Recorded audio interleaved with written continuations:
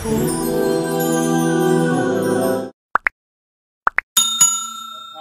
که اذا مات ابن آدم انقطع عنه عمله الا من ثلاث.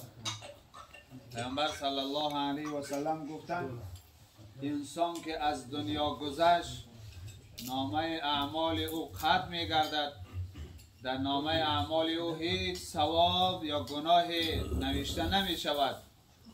نامه اعمال برای همه ما و شما معلوم است کتاب زندگیه که ما و شما در این دنیا هر کاری کردیم، هر نفسی کشیدیم در او کتاب درج است که کدام نفس ما و شما به سبحان الله برآمد یا کدام نفس ما و شما به معصیت و به گناه بیرون و درون شد، همه نوشته شده است. پیامبر صلی الله علیه و سلم گفت که انسان از دنیا گذشت انا همین نامه اعمالش ختم میشه، یعنی پوشیده میشه، دیگه هیچ چیز دو نامه اعمال درج نمیشه و نوشته نمیشه.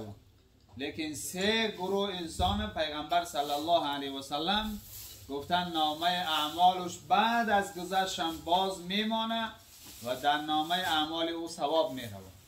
یکم پیغمبر صلی الله علیه و سلم گفتن عالمی که علمش در مردم برای خوبی مردم صرف کرد، فرزند مردم جامعه را تعلیم کرد، با علمش فرزندای مسلمان ها را تعلیم علم کرد، مردم دعوت کرد، مردم راه درست نصیحت کرد، این عالم هم از دنیا گذشت شاگرداش که هستن علمی ای دور میزنم و بین مردم در نامه اعمال عالم پوشیده نیست.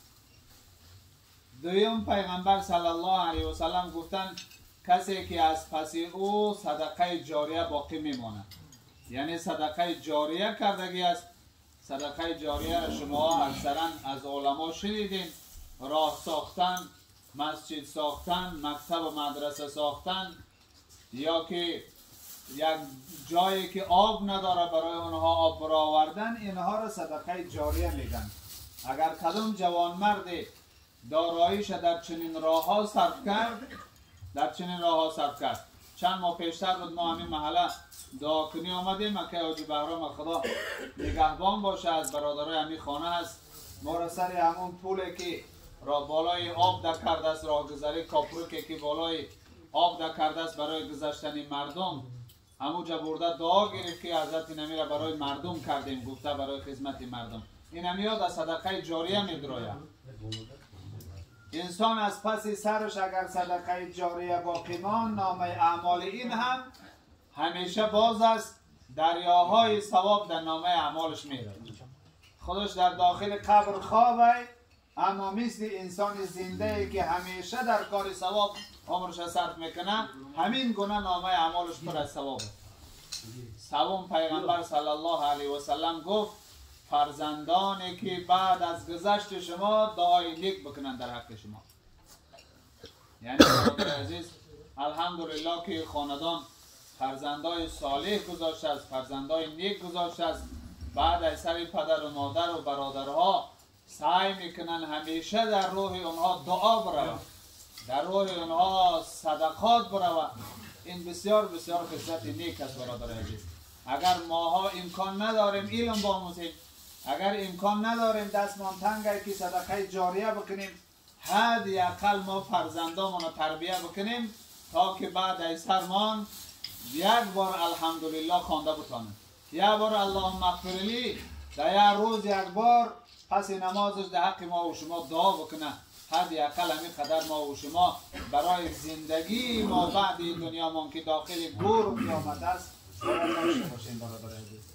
به این خاطر خدا رحمت کنه گذشته های خانه را، پدر و مادر و برادری که از اهل خاندان گذشتن، الله گذشته های همه شما را هم رحمت و مغفرت کنه، بیماریاتون شفا نصیب روزی گردانه. در مجلس ما الحمدلله بزرگای شناخته این قوم جمعیت ما و شما حضور دارند. عقید داملا محمد الله و حضرت حاجی بزرگوار و داملا و بابایشان، شخصیت های نیک و قاری های بزرگ و همه شما که انسان های نیک هستین، مجلس ما را حضور شما نور بخشیده است. حضور شما مجلس ما را پرفیض کرد انشاءالله. انشالله از بزرگا التماس میکنیم چند لحظه که باشه برای ما و شما یک حدیث را ترجمه کنن، نصیحت کنن، بسیار بسیار خوب میشود. و این خاطر برادر عزیز من پیش ای که بزرگا را صحبت بتم از شما درخواست میکنم که اگر خوردنی میشیم با اشاره به یک آرامی، خوردن من نیست، فقط آرامانه. کسای خدمت میکنن اونها هم آرامانه خدمت کنن. حرکت های مقصد پر صدا نباشه که انسان سخنگو سخنش گم میکنه و ما و شما نمیتونیم مقصد پره را از خود کنیم.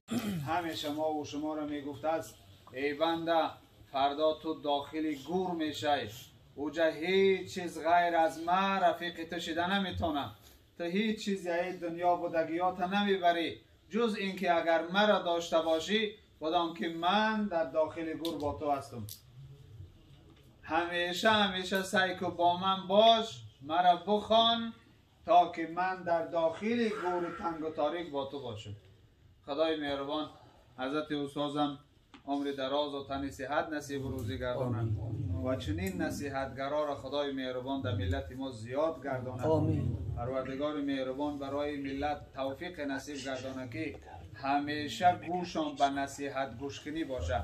در کجای نصیحت شد خدا همون توفیق امام بوده که ما و شما گوش کنیم، فایده های بسیار زیاد میبریم انشاءالله. اکنون برادر عزیز در اخیر ایشان قاری امردین یک آیه قرآن میخوانند انشاءالله.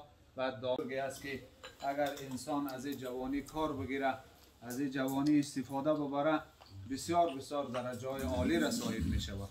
خدا کنه که ما و شما عمرمون به طاعت بندگی الله بگذرانیم. خدا کنه که ما و شما حیات دو روزه را بفهمیم که این حیات چی است و آخر چی می شود.